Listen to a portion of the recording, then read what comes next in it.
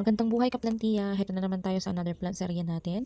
Ayan, nag-refresh po tayo ng Orlando dahil po unti-unti nang namamatay ang kanyang puno. So yan, chinap ko po yung mga hindi na kailangang leaves. And then ito po yung mga natirang Orlando natin. Ayan, flex natin. Kung makikita nyo, hindi na po healthy ang kanyang stem.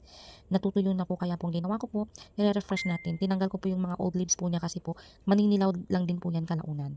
So kumbaga mababagalan po yung paglago or kumbaga pag-ukat ng halaman natin kapag sobra ng dahon. Kaya chinap-chop ko na lang at hinalo ko po sa ating potting mix. Yan, so yan po yung old potting mix ko that is healthy. So the content of my potting mix, andun po yung rice hull and then garden soil. Yan. So hinahalo-halo lang po natin.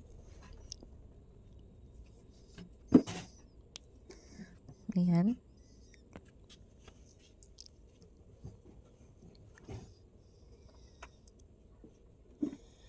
Ayusin ko lang tong camera natin kasi alam niyo na wala tayong handle. So next, ayan, then ko po itatanim yung ating Orlando. Hindi masyado kita. I hope maka-adjust kayo. Ayan, so gumamit po ako ng coco pole. Gawa po yan sa PVC, so matibay, hindi siya agad-agad mabubulok. So if I'm not mistaken, yung coco pole po natin ay 5 feet or more than 5 feet po. So nilalagay na po natin yung ating soil mixture.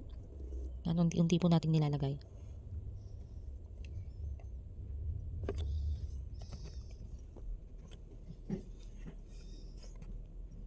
Ito palang video na to is na-take ko pa nung March 21. Today is March 25. So ilang days na bago ko na-edit tong video na to. Masyadong busy. Ayan, so nilalagay na po natin yung ating Orlando. So bali, 3 puno po yan ng Orlando. Nilagay ko na po sa iisang pot or lalagyan.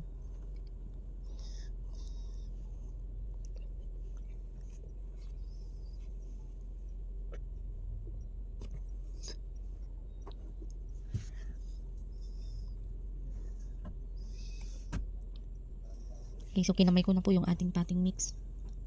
Dahil ang hirap po niyang ilagay.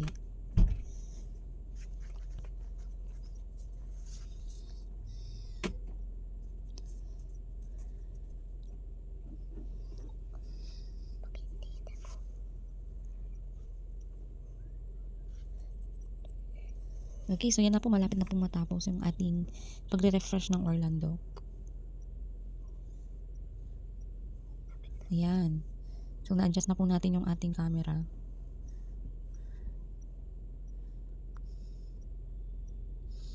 So since yung Orlando natin ay hindi naman siya ganoon kasalan, after ko pong itanim, ay diniligan po natin kaagad.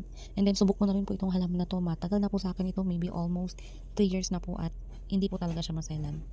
So after ko pong itanim, nilinisan ko yung kanyang dahon at diniligan ko na po.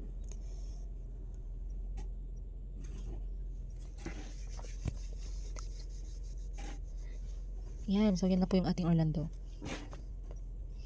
Super green. Ang ganda ng kanyang pagkatingkad. Yan naman po yung natirang dalawa.